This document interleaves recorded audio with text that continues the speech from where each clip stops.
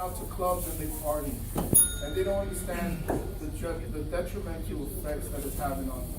And we're going to have a big problem 20 years from now with these kids. Thank you. I hope I answered the question.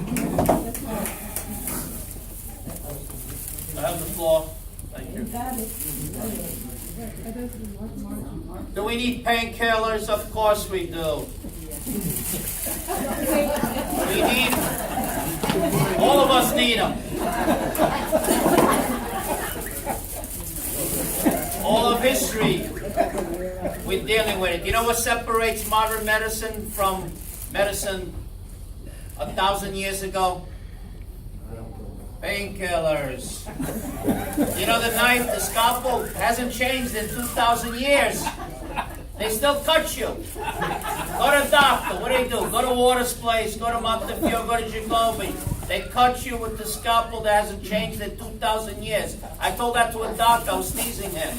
You know what he said? You're right, but at least the painkillers got better. So unfortunately, we're dealing with it. We're dealing with opium. Opium is morphine. Morphine, Civil War veterans dealt with morphine, addicted. World War I veterans became addicted to morphine. World War II veterans became to morphine.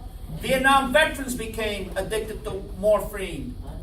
So when we have our veterans that happen, and it's humanity, people get hooked on this stuff.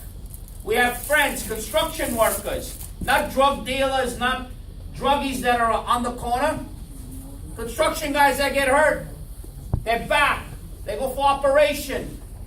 3 months they're on painkillers. 6 months later, they're basically hooked. A year later, they lost 50 pounds. You can't tell their bones, and the only thing they want to do is get more drugs.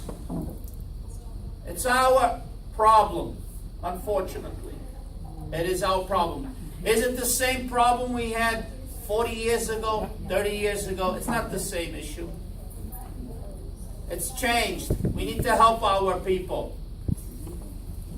The ones that are doing it for criminal behavior, we lock them up and give them treatment. The construction guy or our neighbors that got hooked because of pain, let's send them to rehab. 30 days cleanup, the insurance companies pay. That's not enough. I would say 90 days.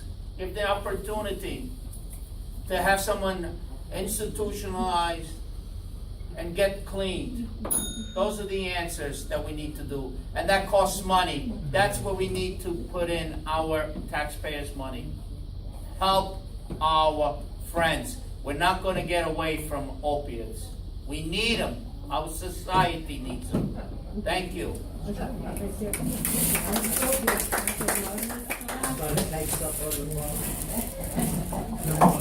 all seen that the core of this is actually addiction. Addiction can come in many different ways, and what we have to really look at is how do we address addiction overall. And then the other part is the overprescription that has happened. And you know what? We have to stop having our families feel like criminals because they need somewhere to turn to if they know of somebody who is struggling with this addiction. And why I am a child of the 80s. I was alive during the crack epidemic, and I saw where the recovery began with the churches, the different social groups that happened within there. That safe space where families, parents were forced to rat on their children, but they didn't know where to go, who to turn to.